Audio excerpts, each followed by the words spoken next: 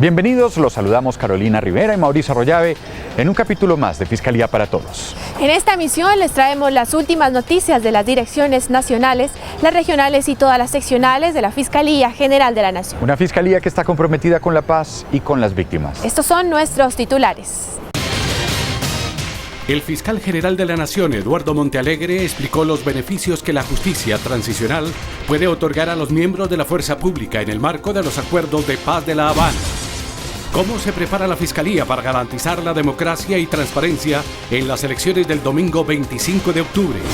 En operativos sin precedentes, la Fiscalía logró capturar en simultánea a 39 presuntos miembros de organizaciones dedicadas al microtráfico y homicidio en la capital de Risaralda. El CTI de la Seccional Bolívar fue el encargado de desmantelar una organización integrada por 3 suboficiales de la Armada Nacional vinculados con el narcotráfico en el Chocó. Con honores se graduó guía canino de la Dirección de Protección y Asistencia.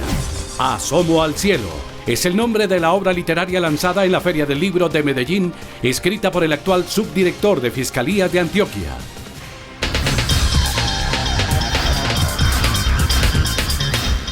Los beneficios que la justicia transicional pueda otorgar a los miembros de la fuerza pública en el marco de los acuerdos de paz de La Habana solo se podrán aplicar a estas personas cuando hayan sido cometidos dentro del conflicto armado. Así lo explicó el fiscal general de la Nación frente a un grupo de oficiales en retiro que le solicitaron una aclaración especial sobre este tema. Es necesario, dice la actual Constitución colombiana, aceptar responsabilidades. Los generales y almirantes en retiro del país escucharon al fiscal general de la Nación cuando explicó en el auditorio de Acore que la justicia transicional se aplicaría a la fuerza pública si el caso corresponde a graves violaciones a los derechos humanos, si tiene relación con el conflicto armado y se analizará si el investigado está cobijado por fuero penal militar. Una conducta vinculada con el conflicto armado lo será porque el conflicto jugó una parte sustancial en la habilidad, en la decisión, en la forma o en el propósito para cometer tal conducta. El Tribunal Especial de Paz actuará siempre que los hechos estén en la lista de crímenes de su competencia y su acción no dependa de la voluntad del acusado. Es decir, no importará que el militar o policía no lo acepte. Por ejemplo, los falsos positivos. No deben trasladarse automáticamente todos los casos de falsos positivos ni todos los casos de ejecuciones extrajudiciales a la Jurisdicción Especial para la Paz, sino que caso por caso deberá determinarse de acuerdo a los criterios del derecho internacional y de nuestra Constitución si el caso del falso positivo o la ejecución extrajudicial tenía o no relación con el conflicto armado. La justicia transicional también implica que la fuerza pública no será objeto de indultos o amnistías, por ser mecanismos que solo se aplican para delitos políticos. Además, para que un miembro de la fuerza pública obtenga beneficios, tendrá que reconocer alguna responsabilidad en los hechos, y cuando se trate de graves violaciones a los derechos humanos, la acción legal se enfocará únicamente en los máximos responsables, que no están necesariamente determinados por la jerarquía. A los dirigentes, líderes, políticos y militares, comandantes de unidades militares, a los financiadores, fundadores y patrocinadores de grupos armados organizados. El fiscal general también señaló que no siempre por tener un cargo, un oficial se convertirá en máximo responsable. Asimismo, resaltó que frente a la base de la tropa, el Estado podrá hacer una renuncia condicionada a la acción penal. Alfredo Augusto Escobar, Fiscalía para Todos. ¿Conoce usted en qué consisten los delitos electorales? ¿Sabe dónde denunciarlos? ¿Cuáles son las penas por incurrir en ellos? Estas y otras respuestas junto a la lucha de la Fiscalía por defender la democracia en el país se las contamos en el siguiente informe.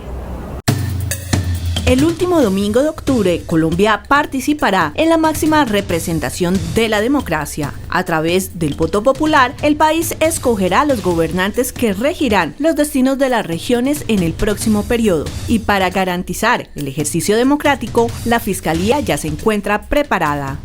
Se han dispuesto fiscales en las diferentes ciudades, en los diferentes municipios, investigadores del CTI en los diferentes municipios para hacer turnos de disponibilidad y presencia de manera continua y para hacer procedimientos en flagrancia para poder responder a la información que recibamos de la comunidad de los sitios donde probablemente se estén haciendo atentados contra el proceso electoral. Son varios los delitos que desde hace meses la Fiscalía viene previniendo y judicializando. Conozcamos cuáles son. Los principales delitos son la transhumancia electoral, que ha sido recientemente muy conocida y debatida, que implica que una persona que no tiene ningún vínculo con un municipio se inscribe para votar en ese municipio, la compra de votos o corrupción de sufragante, que consiste en ofrecer dádivas, prebendas o dinero a un ciudadano para que vote por esa persona, y otro que para esta época se activa mucho como delito es el constreñimiento al sufragante, que consiste en que a través de programas sociales o a través de contratos se constriñe o se presiona o se amenaza a los ciudadanos para que si no votan por una determinada persona les suspenden el acceso a los programas sociales o no les prorrogan, por ejemplo, sus contratos.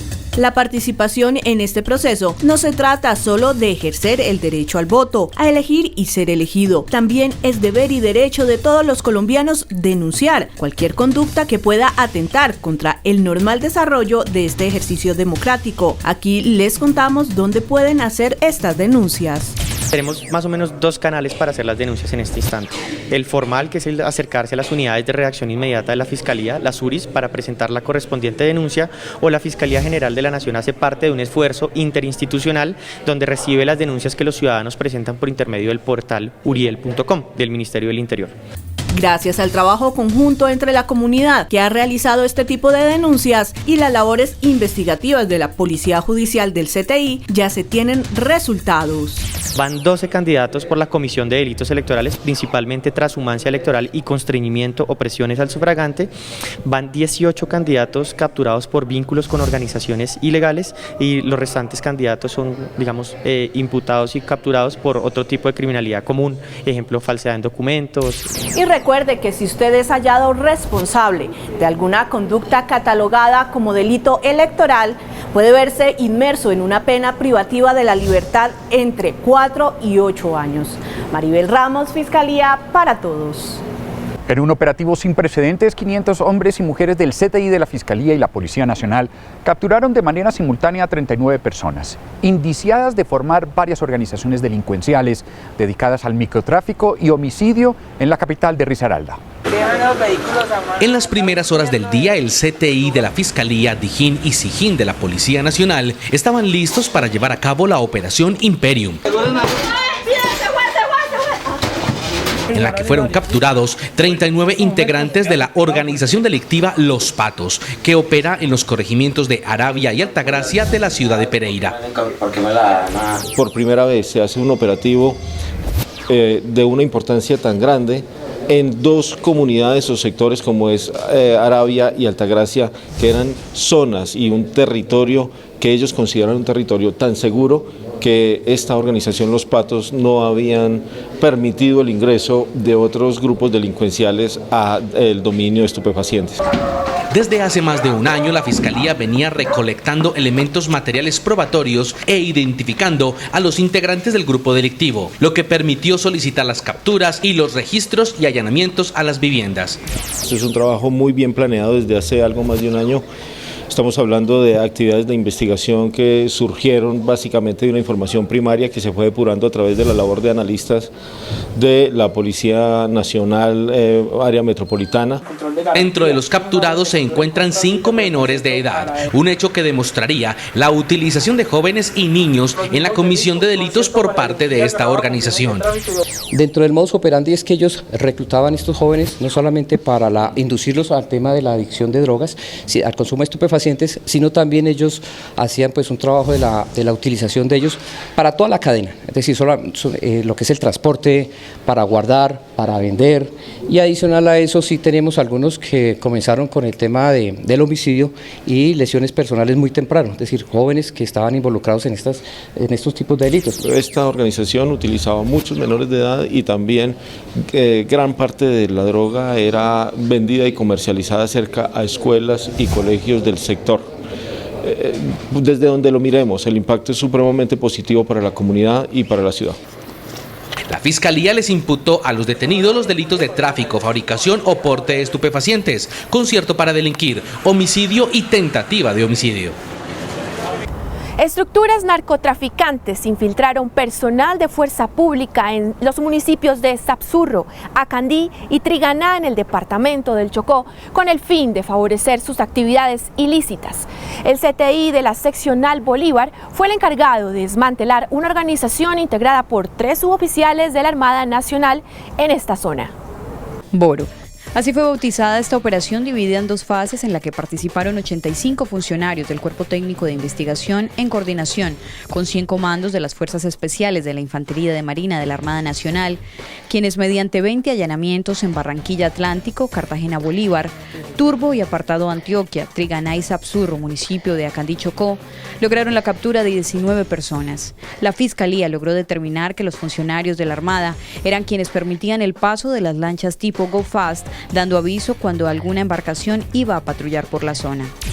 Estos bandidos contactaban funcionarios de la Armada Nacional con el único objetivo que ellos avisaran si habían unidades patrullando en el sector de Cabo Tiburón o al interior del Golfo Urabá, unidades de guardacostas. Igualmente si había en mar abierto algún buque que estuviese realizando algún tipo de patrullaje para así ellos poder abstenerse de salir o en su momento salir. Salían desde el Golfo de Urabá hacia países como Panamá, Costa Rica, Nicaragua, El Salvador, Guatemala, México, para finalmente llegar a los Estados Unidos.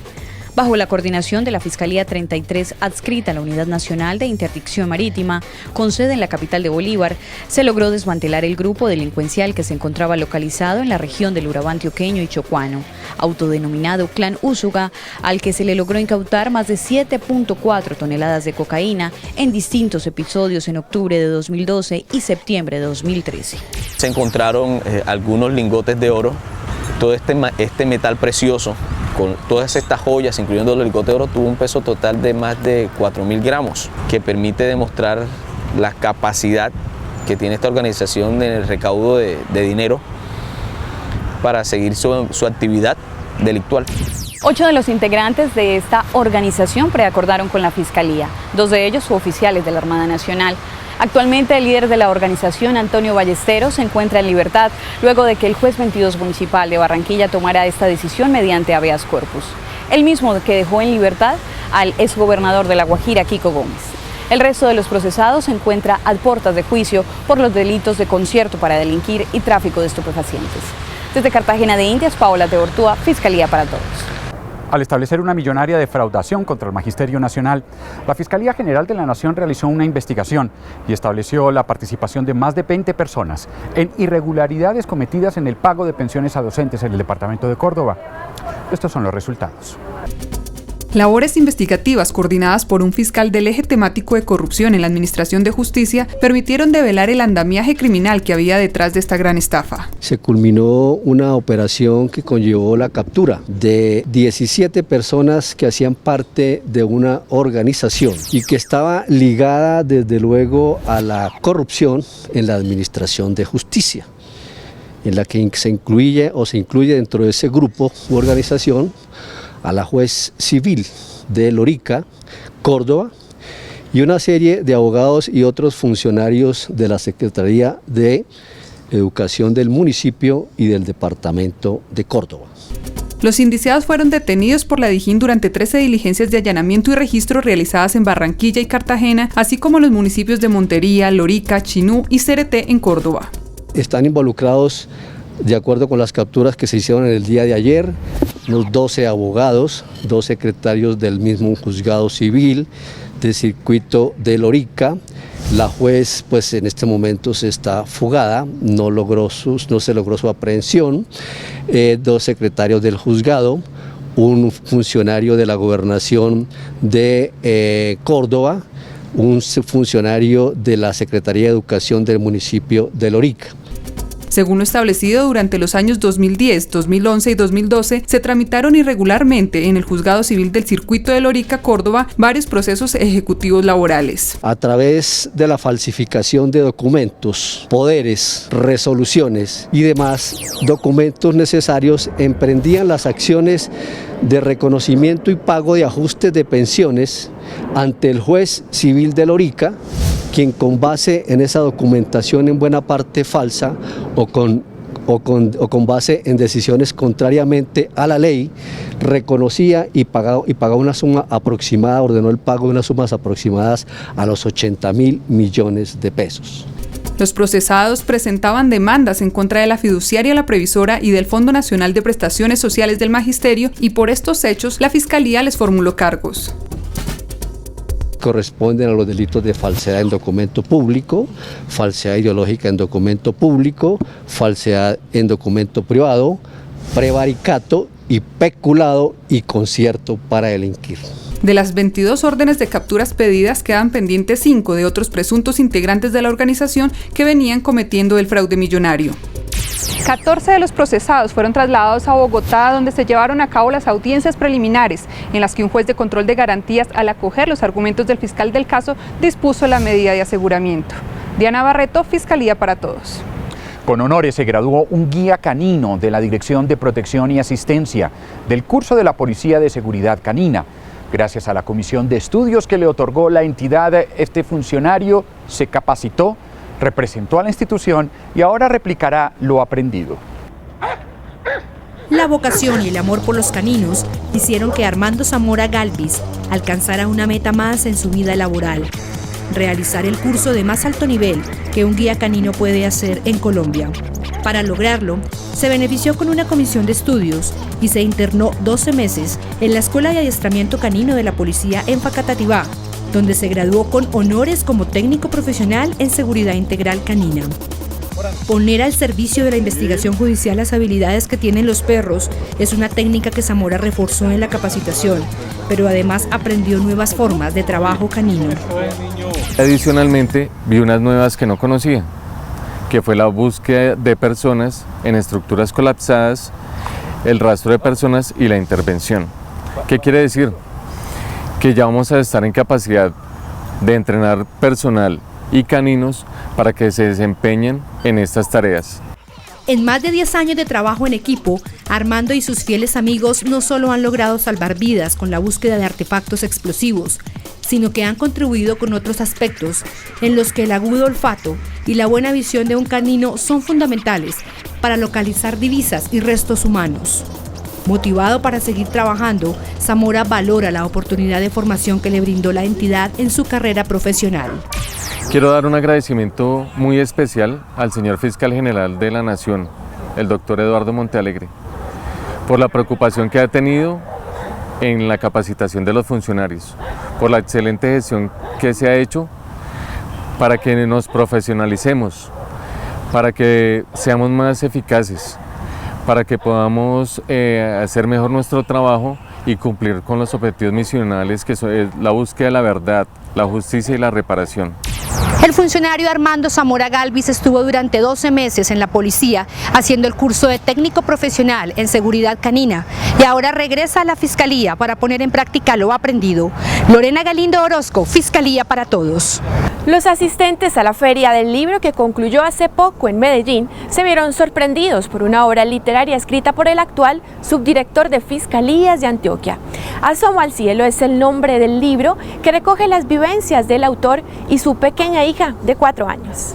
Fueron 52 con orden judicial, 18... En la oficina, el doctor César Quirós es el subdirector de Fiscalías de Antioquia. Es el penalista y el asesor. Su día transcurre entre procesos, reuniones y orientaciones telefónicas que hace siempre con la convicción de que en la Fiscalía se requieren cada vez más servidores públicos comprometidos. En este momento, estos cargos públicos es donde más se requiere.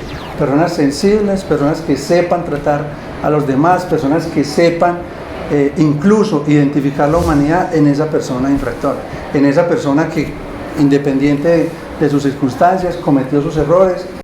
En su casa, ya desprovisto de códigos y documentos, es el padre amoroso, el amigo y el escritor. Por eso, más que un libro, Un asomo al cielo es el testamento en vida a su pequeña hija de 4 años. Es un legado de reflexiones para que enfrente con optimismo y alegría sus grandes retos infantiles. Es una amorosa carta de navegación para que viva a plenitud y sin tristezas si el autor, su padre, llegara a faltar. Si conocieras tu lugar de origen, tu casa, tu nido verdadero y eterno, renunciarías al mundo y sus tristezas. Los asistentes a la Feria del Libro celebrada recientemente en Medellín entendieron que la obra no fue escrita de manera exclusiva para adultos o para niños, fue escrita para despertar en cada uno el niño que se lleva dentro. Es un camino personal y feliz que el autor le señala a su pequeña Luz Mariana para que construya su propia conexión espiritual. Se nos educó para entender que la vida consistía en conseguir dinero, que la vida consistía en conseguir fama y prestigio, y resulta que cuando en la gran mayoría de los casos obtenemos ambas cosas pero no sabemos quiénes somos, nos encontramos con un vacío muy profundo, y es el vacío de nosotros mismos o la presencia de Dios en nosotros. Aunque la obra literaria no fue concebida como un proyecto económico, en tan solo 4 meses se ha vendido la tercera parte de la primera edición. Desde Medellín, Luis Fernando Marulanda, Fiscalía para Todos.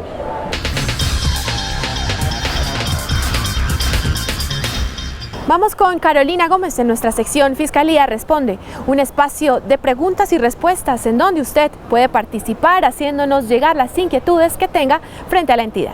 Carolina, Mauricio y a todos nuestros televidentes, bienvenidos a Fiscalía Responde. Vamos con nuestra parte online y les cuento que para esta semana alcanzamos en Twitter 377.800 seguidores y en Facebook 27.800. Y precisamente uno de ellos, Giorgio Fernández, nos hace la siguiente pregunta. Si alguien me amenaza por internet y tengo todas las pruebas para demostrarlo, ¿eso se podría denominar un delito informático? Giorgio, aquí tu respuesta. En principio no, estaríamos ante un delito de amenaza. Sin embargo, si la persona a la que usted alude está haciendo uso indebido o ha tomado de manera indebida la información que usted tenía en la red, en su computador, en su Facebook, que usted no había dado la autorización, en ese caso sí podría configurar un delito informático. Ahora vamos con la pregunta de nuestro televidente, que en esta ocasión viene desde el puerto de Buenaventura, en el departamento del Valle del Cauca. Aquí en Buenaventura tenemos muchos inconvenientes, pero uno de los que más me incomoda o me preocupa es acerca de las regalías de los dineros que llegan acá a Buenaventura, que muchas veces las obras quedan inconclusas y quedan como elefantes blancos. Entonces, para la Fiscalía es quién investiga eso, a quién deben de mandar para investigar estos dineros, esas regalías que envían acá a Buenaventura. Gracias. Se ha destacado una unidad de fiscales especializada en este tipo de temas junto con una policía judicial que apoya dicha labor. En este momento se están realizando investigaciones no solamente en la ciudad de Buenaventura o en el distrito portuario de Buenaventura, sino en todo el Valle del Cauca, tendientes a este tipo de investigaciones contra la administración pública. Los resultados han sido exitosos hasta el momento, al punto que en este momento el alcalde actual de Buenaventura se encuentra con una medida de aseguramiento intramural vigente. Y en nuestra cifra de la semana, tenemos las 2.943 víctimas de abusos sexuales que se han acercado en Bogotá durante los meses de enero a julio, de las cuales 2.539 son mujeres y 404 hombres. Bueno, y si quieren conocer más información de nuestra entidad, no duden en consultarnos en nuestras redes sociales, en Twitter, @FiscalíaCol, en Facebook, Fiscalía General de la Nación Colombia, y en nuestra página web, www.fiscalia.gov.co. La próxima semana nos vemos con más, aquí en Fiscalía Responde.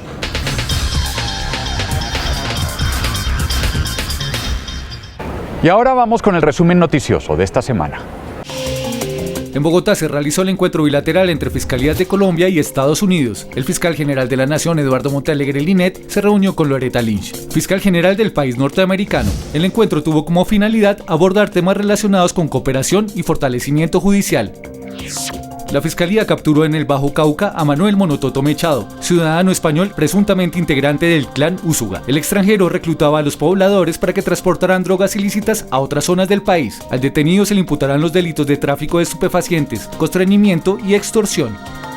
Este señor era quien habían encargado en esa zona esta organización criminal para conseguir personas que bajo amenazas tenían que servir de correos humanos para transportar la droga que la organización estaba movilizando en esa zona del país. Entonces este ciudadano español fue capturado y procesado y se le impuso medida de aseguramiento. Con apoyo de la Policía Nacional, la Fiscalía General de la Nación capturó a John Jairo Torres, candidato a la alcaldía de Yopal, capital del departamento de Casanare. Construyó en el municipio de Yopal una ciudadela de cerca de 10.000 viviendas, sin contar con las licencias y permisos requeridos para la urbanización.